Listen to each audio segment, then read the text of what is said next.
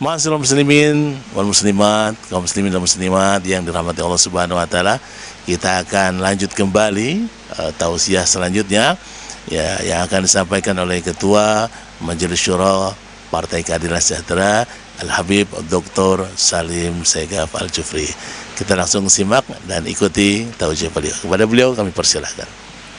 Bismillahirrahmanirrahim. Assalamualaikum warahmatullahi wabarakatuh. Waalaikumsalam. Alhamdulillahil qail fi kitabihil karim. A'udzu billahi as-sami'il 'alim minasyaitonir rajim. Ya ayyuhalladzina amanu kutiba 'alaikumus siyam kama kutiba 'alal ladzina min qablikum amma ba'd. Alhamdulillah, keluarga kita, anak-anak kita, istri-istri kita, dan mereka-mereka yang kita cintai dan bangsa kita semuanya. Amin. Allah selamatkan semuanya dari virus Corona 19, dan mudah-mudahan dalam waktu yang tidak lama lagi wabah penyakit ini Allah angkat. Amin. Dan semakin selamat kita semua dan semakin sadar dan kembali kepada Allah Subhanahu wa taala dengan kita menghadapi cobaan yang cukup lama ini. Amin ya mujibas sa'ilin. Ada beberapa hal yang ingin saya sampaikan dalam Tarhib Ramadan yang kita sudah lihat juga temanya, yaitu membangun kebersamaan untuk mengatasi persoalan-persoalan umat, persoalan-persoalan bangsa. Ramadan merupakan tamu agung.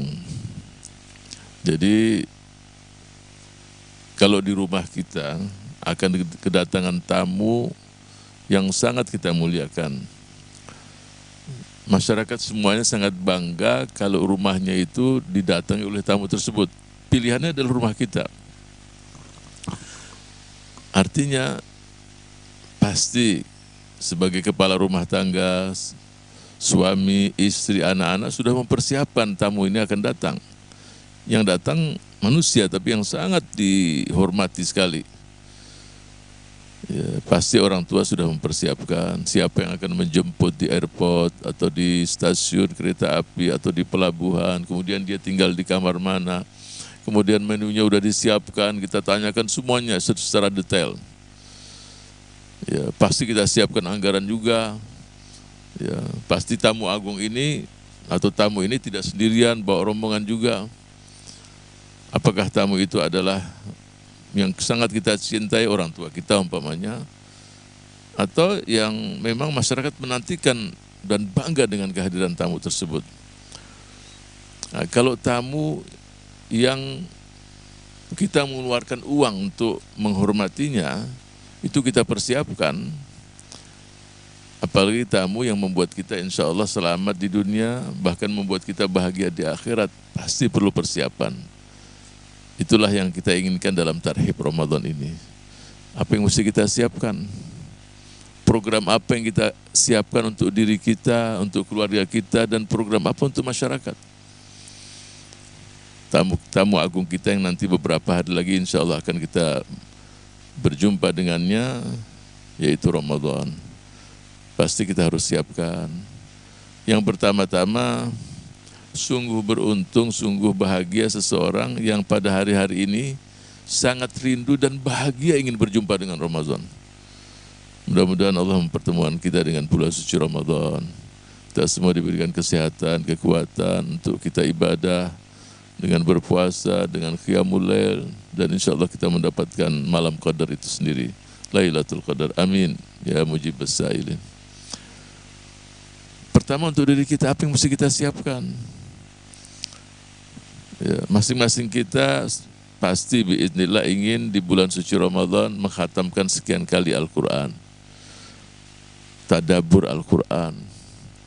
Ada beberapa buku yang sudah kita siapkan, kita akan baca di bulan suci Ramadan. Kalau takdirnya nanti kita tidak salat tarawih di masjid berjamaah, apa yang mesti kita lakukan di rumah? Oh, kita persiapkan, kita akan salat tarawih di rumah dengan anak istri kita. Pasti semua ada hikmatnya. Kalau pribadi kita sudah kita siapkan programnya. Kemudian program apa kita dengan keluarga kita? dengan anak istri kita, apa yang kita buat? Ya. Kemudian program kita dengan masyarakat, yang biasa kita berjumpa di masjid, ini tidak berjumpa di masjid bersama-sama tarawih, tapi ada sisi lain, apa yang bisa kita buat? Nah, ini yang saya akan bahas pada malam hari ini. Tapi yang pertama, yang tadi saya katakan, mudah-mudahan kita semua ini merasakan rindu, bahagia, ingin berjumpa dengan bulan suci Ramadan. Ya. Dan mudah-mudahan pun Ramadan pun rindu juga dan senang ingin berjumpa dengan kita.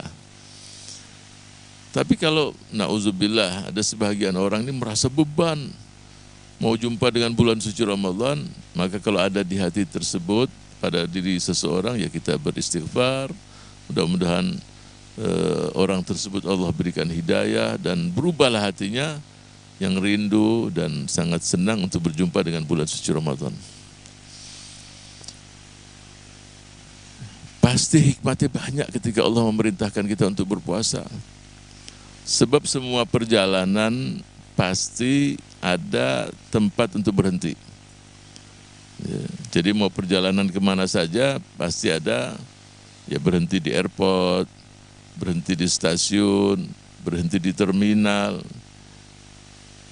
Ada satu perjalanan yang nggak ada berhentinya, terus jalan terus, yaitu perjalanan ke akhirat. Ya, perjalanan siang malam nggak berhenti, jadi perjalanan ke akhirat itu nggak akan berhenti. Nah, Ramadan merupakan salah satu tempat kita untuk kita menambah bekal kita menuju dalam perjalanan ini.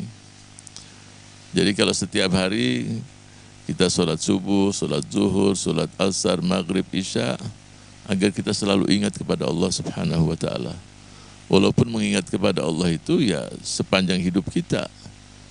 Mereka-mereka yang berzikir, alladzina yadhkuruna Allaha qiyaman wa qu'udan wa ala junubihim, berdiri mengingat Allah, ya, berduduk juga selalu mengingat Allah, ya, berbaring selalu mengingat Allah. Mestinya begitu manusia. Diingatkan kita dengan sholat 5 waktu untuk selalu mengingat Allah. Diingatkan kita dengan sholat Jumat. Diingatkan kita dengan satu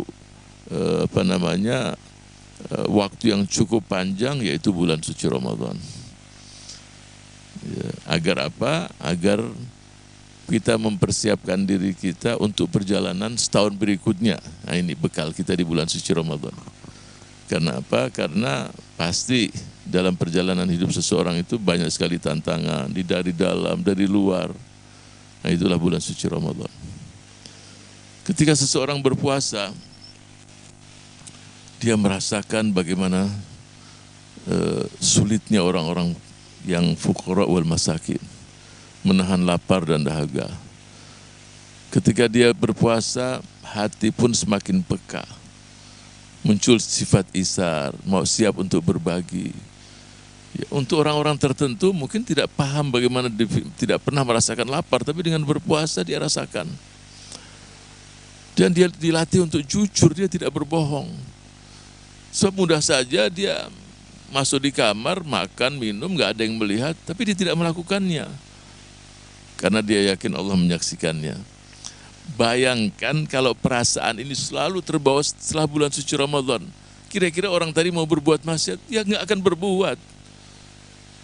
Ketika seseorang tadi mau berbuat maksiat, maka hatinya mengatakan Allah menyaksikan kamu, Allah melihatmu, apakah kamu tidak malu, dan seterusnya. Sebulan lamanya terlatih dia. Setelah selesai bulan suci Ramadan, terbawa perasaan tadi. Nah, semakinlah ya dia selalu menjaga sebagai seorang yang muttaqin. La'allakum tattaqun. Nah, ini salah satu target ketika seseorang berpuasa di bulan suci Ramadan. La'allakum tattaqun, agar engkau menjadi orang-orang yang bertakwa. Imam Ali radhiyallahu anhu wa karramallahu wajhahu, dia mendefinisikan takwa. At-taqwa al-khawfu minal jalil, wal amalu bit tanzil, wal qana'atu bil qalil, wal isti'dad li yaumir rahil. Walaupun sering kita mendengarkan definisi takwa, melaksanakan perintah Allah dan menjauhi larangannya, itu definisi juga. Nah, Sayyidina Ali mengatakan bahwa yang dikatakan takwa al-khauf, takut pada Allah. Kemudian yang kedua, wal amalu bitanzil, mengamalkan apa yang dalam Al-Quran. Yang ketiga, wal qana'atu bil qalil, dia merasa alhamdulillah apa yang dia berikan, yang diberikan oleh Allah, dia qana'ah, dia merasa cukup, menerima. Dan yang keempat adalah wal isti'dad li yaumir rahil, selalu siap untuk hari kembali kepada Allah Subhanahu wa taala. Idza asbahta fala tantadhiril masa wa idza amsayta fala tantadhirus sabah. Kalau engkau punya peluang hidup di pagi hari, jangan tunggu sampai sore. Siapa yang bisa menjamin kamu hidup sampai sore? Ketika dia hidup di sore hari, maka tidak ada jaminan dia akan hidup sampai esok hari. Dia selalu siap untuk menghadapi Allah Subhanahu wa taala. Itulah al-muttaqun, itulah orang-orang yang bertakwa. Selalu siap untuk hari kembali kepada Allah Subhanahu wa taala. Mudah-mudahan Allah menjadikan kita orang-orang tersebut. Jadi punya kepekaan hati. Jadi som, ibadah di bulan suci Ramadan, hikmat yang banyak sekali. Siapa yang diuntungkan? Yang diuntungkan yang melaksanakannya. Ketika dia berpuasa, dia semakin sehat. Jadi perintah-perintah Allah Subhanahu wa taala tidak membebani hambanya. Ketika hambanya itu melaksanakan, dialah yang diuntungkan, bukan Allah Subhanahu wa taala. Sumu tasihu, berpuasalah kamu agar kau semakin sehat. Jadi ketika berpuasa, sehatlah tubuh dia. Siapa yang diuntungkan? Bukan hanya tubuh, bukan hanya jasad, tapi jasadnya sehat, hatinya pun sehat. Bahkan cara berpikir dia di bulan suci Ramadan, karena dia membaca buku, selalu mendengar, semakin sehat. Yang tadi di hati ini ada perasaan selalu berpikir hanya untuk diri sendiri, rakus, dengki, dan sifat-sifat tadi banyak. Tapi dengan di bulan suci Ramadan, sifat tadi dari hari ke hari semakin hilang. Olehnya itu puasa 30 hari. Ya, bukan sehari, 2 hari, 30. Hari pertama, kedua, ketiga, terus sampai 30 hari, maka jiwanya semakin baik. Cara berpikir dia pun semakin sehat. Yang tadinya mungkin punya pikiran-pikiran yang nyeleneh, pikiran-pikiran yang tidak sehat. Tapi dengan bulan suci Ramadan, dia siapkan beberapa kitab diselesaikan. Akhirnya cara berpikir pun sehat. Apa yang terjadi? Tawazunitas, keseimbangan pada dirinya itu terwujud. Nah, keseimbangan ini penting. Sebab banyak orang hanya berpikir untuk makan minum saja. Kalau makan minum saja, apa bedanya dengan binatang? Binatang memang hidupnya makan minum. Tapi manusia punya ruh, punya jiwa. Muncul pertanyaan, Ustadz, kenapa di bulan suci Ramadan pun masih ada orang berbuat maksiat? Bukankah setan udah dibelenggu? Ya. Nah, jadi begini, ada yang memberikan contoh, ada anjing galak umpamanya, sering dia menyerang seseorang. Dia dibelenggu, diikat. Memang dia nggak menyerang. Tapi yang deket-deket anjing tadi ya dicakar juga. Ini ada memberikan penjelasan. Jadi kalau udah dibelenggu, jangan mendekati setan juga. Nah, kenalah kamu juga. Tapi kenapa? Oke lah, kita nggak mendekati anjing tadi. Atau nggak mendekati setan yang dibelenggu. Tapi kenapa masih ada yang berbuat maksiat? Kenapa masih ada berbuat maksiat? Karena memang inna nafsa la ammaratun bisu, seperti dalam surat Yusuf, surat ke-12 ayat 53. Wa ma ubarri'u nafsi inna nafsa la ammaratun bisu illa ma rahima rabbi. Jadi memang hati itu selalu mengajak kepada yang buruk. Nafsu itu ke sana, kecuali nafsu yang mendapatkan rahmat, petunjuk dari Allah Subhanahu wa taala, yang dijaga oleh Allah. Ya. Jadi ada setan-setan itu memang dari manusia juga, ada juga. Nah, jadi dengan itu memang sifat diri dan nafsu manusia itu yang ada pada diri seseorang itu yang bawa kepada perbuatan yang buruk tadi. Itu terjadi. bahkan dipengaruhi oleh manusia yang lain juga untuk membuat dia berbuat maksiat. Jadi dengan setan dibelenggu, ya, yang peluang-peluang untuk menjadi orang baik itu besar sekali di bulan suci Ramadan. Yang tadinya kikir jadi pemurah, yang tadinya punya sifat-sifat jadi bagus. Ya, semuanya itu siapa yang diuntungkan? Yang diuntungkan dia juga. Karena pahala di bulan suci Ramadan luar biasa dilipat gandakan. Semua amal baik dilipat gandakan sampai 10, 100, sampai 700 kali lipat, kecuali puasa. Dalam sebuah hadits kursi Allah Subhanahu wa taala berfirman, "Fa innahu li wa ana ajzi bihi." Karena puasa itu semata-mata untuk Allah, akulah yang akan memberikan balasan.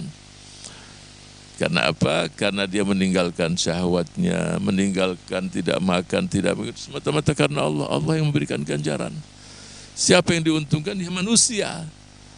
Apalagi dengan izin Allah seseorang tadi mendapatkan Lailatul Qadar. Bayangkan, ya, ibadah semalam itu melebihi 80 tahun sekian, ya, 1000 bulan. Ya. Bayangkan kalau setiap tahun dia mendapatkannya. Coba, 40 kali dia dapat, 50 kali. Umat-umat yang sebelum baginda Rasul Sallallahu Alaihi Wasallam yang hidup sampai 1000 tahun, 2000 tahun lewat dengan umat Muhammad Sallallahu Alaihi Wasallam. Ya.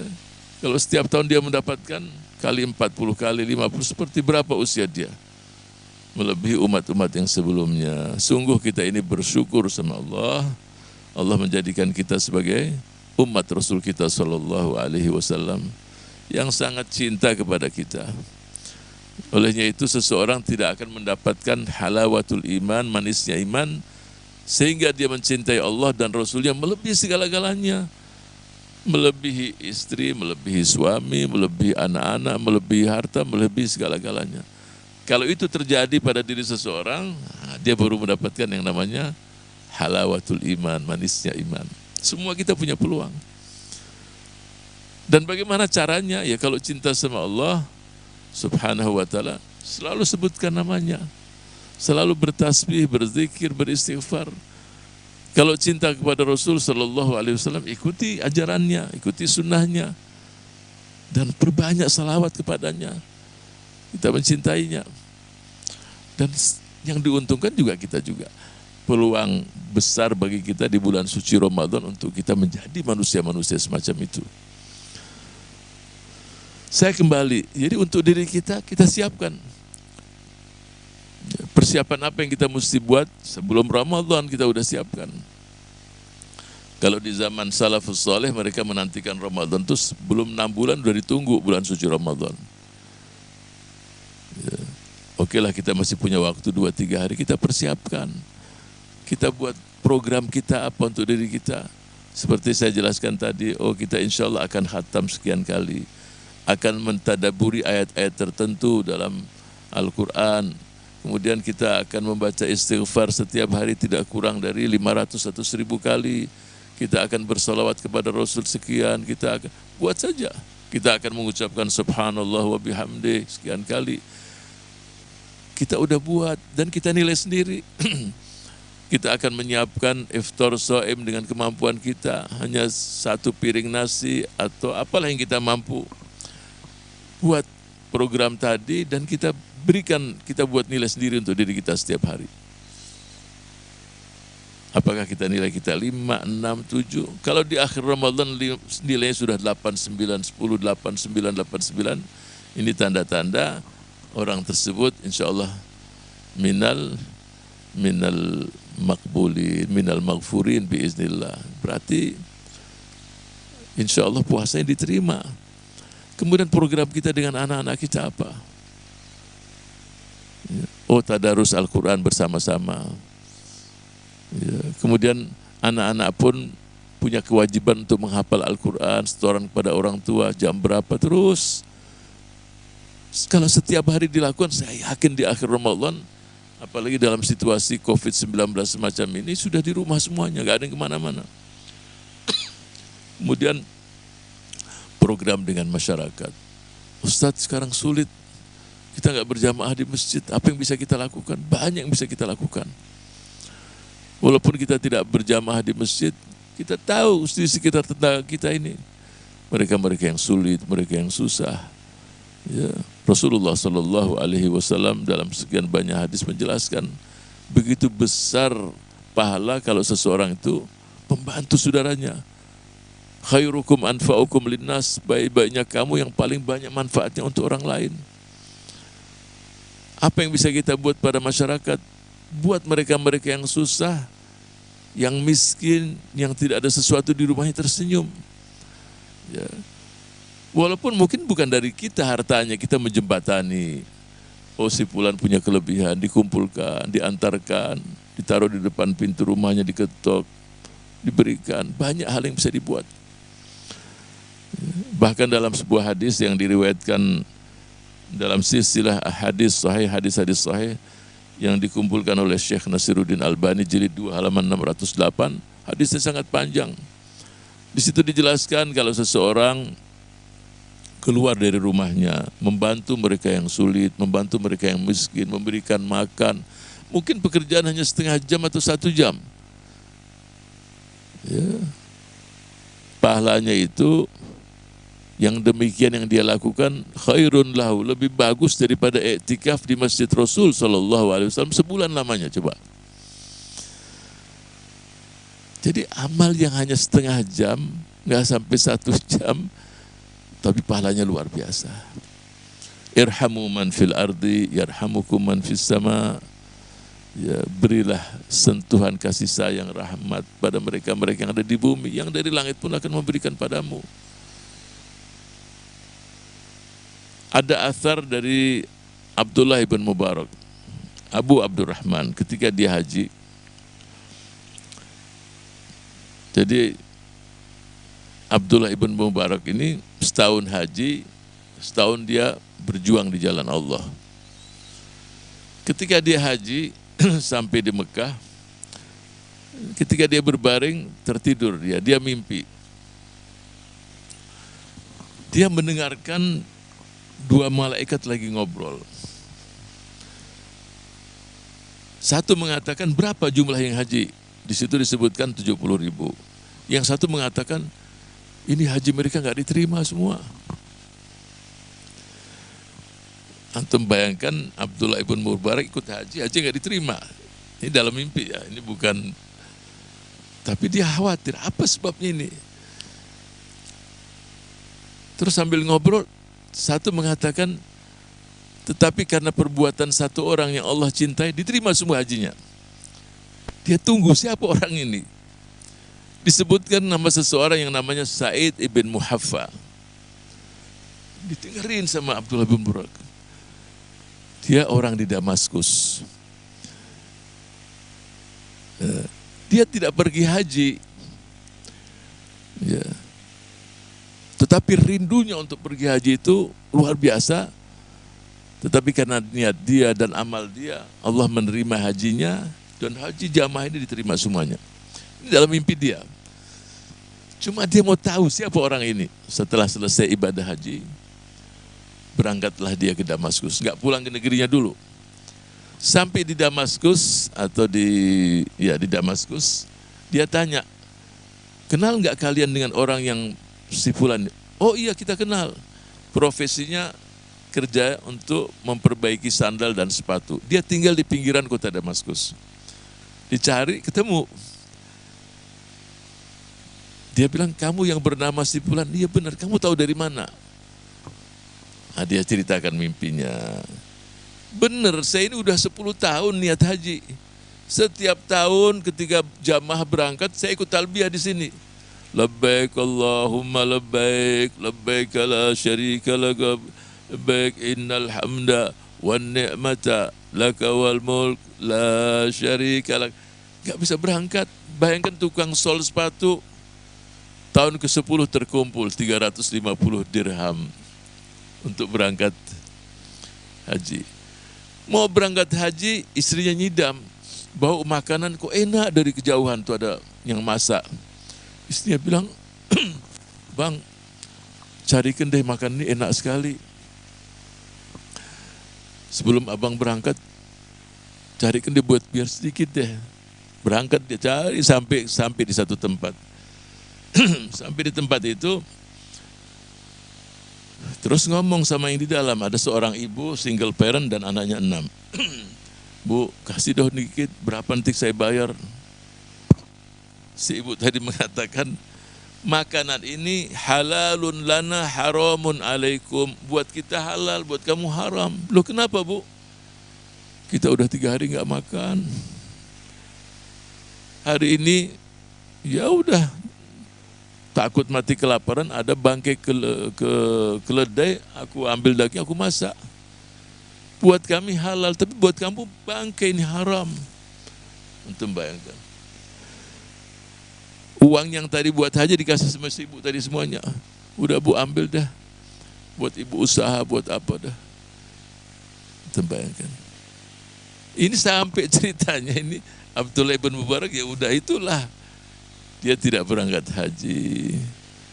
Tapi dia berikan makan orang yang susah. Allah senang. Jadi yang dia lakukan itu mungkin terjadi pada saudara-saudara kita sekarang yang mau berangkat umroh di bulan Ramadan, mungkin umroh yang ketiga kali, mungkin ada yang umroh keempat kali, mungkin umroh yang pertama, ada yang ke-10 kali. Allah tidak takdirkan berangkat di bulan suci Ramadan. Gunakan uang ini, berikan sama yang susah. Kasih. Bantu mereka-mereka yang susah. Buat mereka tersenyum. Saya yakin biiznillah, kalau kita dapatkan hamba-hamba Allah yang susah tersenyum, insya Allah kita akan tersenyum di yaumil mahsyar nanti. Kita akan tersenyum, Allah senang. Ya. Dan jangan menyepelekan amal yang kecil. Ada amal yang kecil yang ini kita anggap kecil, mungkin sepiring nasi, buat kita biasa, tapi buat orang yang susah. Ya Allah, mungkin gak pernah makan daging, hanya nasi dengan kecap dapat senyum. Apalagi yang tersenyum tadi sampai meneteskan air mata dari gembiranya sekali. Pasti Allah gak akan menyia-nyiakan orang-orang tersebut. Jadi yang tidak ditakdirkan umroh, mungkin tidak ditakdirkan yang lain-lain, mungkin ini peluang untuk kita memberikan dan berbagi. Itulah Ramadan. Jadi Ramadan ini syahrul Quran, diajar kita untuk kembali kepada Al-Quran. Yang tadinya nggak pernah kumpul dengan keluarga, dengan cobaan ini, kumpul dengan keluarga dan anak-anaknya. Ya. Yang tadinya tidak pernah tilawah Al-Quran, sekarang dia tilawah Al-Quran. Yang tadi yang kurang zikir, sekarang berzikir. Yang tadinya A, B, C, D kurang, akhirnya dia kembali. Tadi sudah dijelaskan bumi pun semakin sehat. Kalau bumi pun semakin sehat, ya pasti insya Allah diri kita semakin sehat. Memang ada yang meninggal dipanggil oleh Allah, tapi dalam beberapa riwayat ini rahmat untuk mereka-mereka yang beriman. Dan yang meninggal dalam kondisi asal meninggal itu pasrah dan menerima takdir Allah Subhanahu wa taala, minas syuhada. Ya. Jadi menerima dengan keputusan Allah, dengan takdir Allah. Mu'adz bin Jabal, salah satu sahabat Rasul sallallahu alaihi wasallam, meninggal dalam keadaan wabah taun juga di daerah Syam sana. Jadi banyak sahabat-sahabat Rasul, orang-orang saleh yang terjadi. Tapi Allah Subhanahu wa taala mentakdirkan mereka pasrah menerima. Ya, pasrah dengan keputusannya, pasrah dengan takdirnya. Jadi bagi mereka-mereka yang tidak beriman kepada Allah, azab untuk mereka semua. Tapi mereka-mereka yang muslim, ya, apa yang ditakdirkan oleh Allah Subhanahu wa taala pasti ada hikmah, pasti ada maslahah, pasti ada ini. Saya kembali kepada puasa tadi. Dengan di bulan suci Ramadan kita baca tentang masalah-masalah yang berkaitan dengan puasa. Kita belajar bagaimana cintanya Allah kepada hambanya. Ketika dia berpuasa dan ketika dia iftar, berbuka pun muncul kesenangan yang luar biasa di hatinya. Ya. Lis-shaimi farhatani. Bagi orang yang berpuasa itu punya dua kegembiraan. Kegembiraan pertama waktu buka. Dan kegembiraan kedua ketika berjumpa dengan Allah Subhanahu wa ta'ala. Bahkan salah satu pintu surga ada namanya pintu Rayyan. Ada salah satu pintu untuk itu. Jadi untuk mereka-mereka yang berpuasa. Tetapi dengan catatan ya tadi puasanya itu betul-betul diniatkan, diikhlaskan, semata-mata menggapai keridhaan Allah. Siapapun di dalam waktu sebulan pasti akan terjadi perubahan. Gak mungkin tidak akan terjadi, pasti akan terjadi perubahan pada dirinya. Hari pertama, kedua, ketiga akan terjadi asal kita innallaha la yughayyiru ma biqaumin hatta yughayyiru ma bi anfusihim. Jadi kebersamaan adalah kunci kesuksesan kita untuk melakukan perubahan-perubahan besar. Ya. Jadi semua permasalahan kalau dilakukan secara individu sulit. Bangsa kita bangsa yang besar. Permasalahan kita juga banyak. Puasa ini menggiring kita untuk kita bergandengan tangan bersama-sama. Ya. Kalau bukan kita yang melakukan perubahan, siapa lagi? Di sini pentingnya pemerintah untuk bagaimana membangkitkan semangat kebersamaan tadi. Kemerdekaan nggak akan dicapai juga kalau bangsa ini tidak bangkit bersama-sama. Tidak mungkin kita meraih kemerdekaan. Kalau makhluk-makhluk yang Allah semua amal jama'i, semua bergerak bersama-sama. Jadi jangan kita kasih peluang kesempatan siapapun untuk memecah belah kekompakan bangsa ini. Kita lihat sekarang, ikan di lautan, semua bergerak bersama-sama. Ikan paus dengan rombongannya, ikan yang kecil-kecil dengan rombongan, ikan jenis semua bersama-sama. Yang lemah seperti semut, coba kita sama-sama juga. Lebah, bahkan binatang buas pun yang akan menerkam mangsa, nggak mungkin dia sendirian. Dia nggak akan mungkin mampu untuk menaklukkan mangsa yang besar, kecuali juga bergerak secara kolektif. Kalau seluruh makhluk Allah, bahkan alam semesta pun bergerak sesuai dengan perintah Allah Subhanahu wa ta'ala. Nah, kita manusia, ya, bangsa yang besar dengan 270 juta penduduk, ya kita harus bersama-sama bagaimana menghadapi musibah ini, bagaimana menghadapi wabah ini, bagaimana kita membangun negeri kita ke depan menjadi negeri yang juga diperhitungkan oleh bangsa-bangsa lain di dunia. Cobaan semacam ini adalah peluang untuk membangun kebersamaan tadi. Apalagi di bulan suci Ramadan, kita gunakan peluang ini dengan sebaik-baiknya untuk kita melakukan kebersamaan sehingga kita mampu untuk melakukan perubahan-perubahan tadi. Kebersamaan, kunci keberhasilan, kunci kesuksesan, dan kunci segala masalah yang mampu kita kerjakan kalau kita lakukan secara amal jama'i, secara bersama-sama. Olehnya itu, Ramadan yang tinggal beberapa hari lagi ini kita persiapkan. Yang belum membuat jadwal kegiatan, mulai besok dibuat. Anak-anak diajak duduk bersama. Ya, diajak duduk, dibuat kesepakatan. Istri, suami, apa yang dilakukan, kemudian siapa yang disiapkan untuk jadi imam tarawih di rumah. Anak yang masih usia 10 tahun tapi sudah hafal berapa juz, biar dia imam. Gak mesti orang tuanya. Saya ingat ketika di Masjid Nabawi, waktu saya masih sekolah di sana, setelah sholat tarawih ada sholat qiyamul lail, saya dapatkan ada anak-anak yang masih usia 8, 9, 10 tahun hafid Quran, yang imami, keluarga besarin di belakang. Ini setelah selesai sholat tarawih kan, mereka sholat terus malam bersama-sama. Jadi anak-anak yang masih belasan tahun, bahkan 10 tahun, tapi dia hafid kitab Allah, dia hafal Al-Quran, atau hafal beberapa juz, bapak ibunya di belakang, dan anak itu bangga. Anak 7 tahun jangan dipaksa-paksa, ya, diperintahkan, tapi perintah yang tidak ada sanksi, ya. Seperti sholat, muru auladakum bis sholah wahum abna'u sab'in, perintahkan anakmu ketika 7 tahun. Ketika anak usia 5, 6 tahun, 4 tahun, jangan disuruh puasa. Ikut seperti sholat. Terus bagaimana? Nah, kalau dia mau bangun, dia mau puasa, ya silahkan aja. Tapi kemauan dia sendiri. Sampai tengah hari, ya. Yang 7 tahun pun ketika tidak kuat. Jadi buat mereka itu mencintai, seperti mencintai sholat, dia mencintai Ramadan. Jangan seorang ayah itu ingin anak yang masih 7 tahun itu harus seperti dia yang sudah umur 30 tahun. Ya ada sebagian orang tua itu ingin anak itu bertahap. Kamu ketika usia 7 tahun bagaimana dulu? Jangan dipaksa. Ya. Rasulullah Shallallahu Alaihi Wasallam ketika dia sujud, kedua cucunya menungganginya coba. Sayyidina Al-Hasan wal Husain. Ketika kedua cucu itu menaiki dari beliau Shallallahu Alaihi Wasallam, dibuat sujud tadi semakin lama. Coba. Sampai si anak tadi puas. Apa yang terjadi? Sholat itu indah untuk anak-anak. Buat puasa itu indah. Ketika anak-anak sudah yang berpuasa 7 tahun, di tengah hari dia udah nggak kuat, buat dia. Kalau dia nggak kuat, buat pilihan itu ada pada dirinya. Ayah saya mau buka, silakan.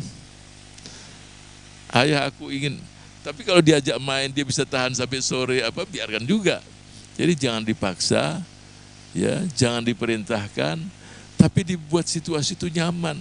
Jangan kalau dilihat anak masih kuat kita paksa-paksa berbuka, jangan juga.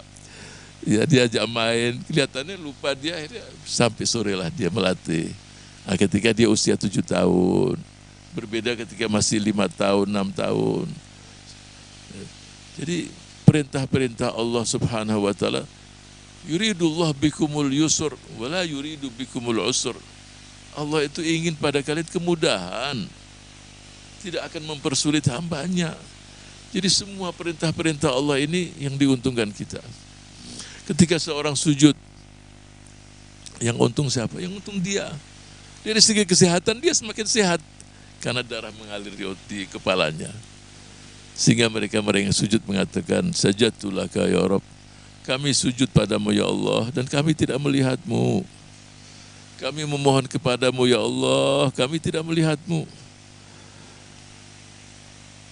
Kami bersandar kepadamu ya Allah, kami tidak melihatmu. Kasihanilah kami ya Allah, ampunilah kami ya Allah, berikanlah rahmat dan kasih sayang kepada kami ya Allah ketika kami berjumpa denganmu. Jadi mereka yang berbuat sedemikian banyak amal ini semua merasa tidak melihat Allah dan dilakukan. Yang dinantikan oleh para sajidin, para mukminin, para shaimin, para muttaqin adalah kasih sayang Allah, ampunan Allah, rahmat Allah ketika berjumpa dengan Allah Subhanahu wa taala. Rahmanud dunya wal akhirah. Mudah-mudahan Allah Subhanahu wa taala mempertemukan kita dengan Ramadan. Mudah-mudahan Allah mengangkat wabah dan virus corona 19 dari negeri yang sama-sama kita cintai, dari negeri-negeri muslim dan dari dunia semuanya, dan membuat masyarakat dunia, masyarakat kita muslim, mukminin dan semakin sadar, semakin kembali kepada Allah Subhanahu wa taala yang dalam genggamannya seluruh alam semesta, yang dalam genggamannya adalah seluruh kehendaknya akan terjadi dan terwujud. Dan mudah-mudahan Allah Subhanahu wa taala mempertemukan kita dengan Ramadan yang tinggal beberapa hari lagi, menjadikan kita, keluarga kita dan mereka-mereka yang kita cintai dan seluruh yang melihat acara ini dan mereka-mereka yang tidak melihat, Allah jadikan kita minal muttaqin, minal maghfurin, min ahli jannatin na'im. Amin ya mujibus sa'ilin. Dan Allah jadikan kita semua min ibadihil mukhlasin, dari hamba-hamba Allah yang mukhlasin, yang Allah menjaganya, memberikan taufik dan hidayahnya dan mempertemukan kita dengan baginda Rasul sallallahu alaihi wasallam, dan kita mendapatkan syafaatnya, asy-syafaatul uzma, dan kita insyaallah dijadikan oleh Allah Subhanahu wa taala mereka-mereka yang diterima puasanya, ibadahnya dan seluruh amal kebaikan yang dilakukan di bulan suci Ramadan, dan mengampuni semua dosa-dosa kita, dosa kedua orang tua kita yang telah mendahului kita, dan dosa-dosa anak, istri dan mereka-mereka yang kita cintai. Amin ya mujibus sa'ilin. Mudah-mudahan Allah Subhanahu wa taala mengampuni dosa-dosa kita. Amin. Warzuqna hubbaka. Ya Allah, karuniakan kepada kami cintamu. Amin. hubba man yuhibbuka, cinta orang-orang yang mencintaimu. Hubba kulla amalin yuqarribuna ila hubbika. Amin ya Allah. Cintai segala amal yang membawa kami untuk menggapai cintamu. Amin ya Allah. Baik ya Allah, karuniakan kepada kami cinta untuk berjumpa denganmu ya Rabb subhanahu wa ta'ala. Amin. Amin ya Allah. Rabbana taqabbal minna innaka antas samiul alim wa tub alaina innaka antat tawwabur rahim. Sallallahu ala sayyidina wa nabiyyina Muhammad wa ala alihi wa sahbihi ajma'in. Walhamdulillahi rabbil alamin. Alhamdulillah rabbil alamin. Assalamualaikum warahmatullahi wabarakatuh.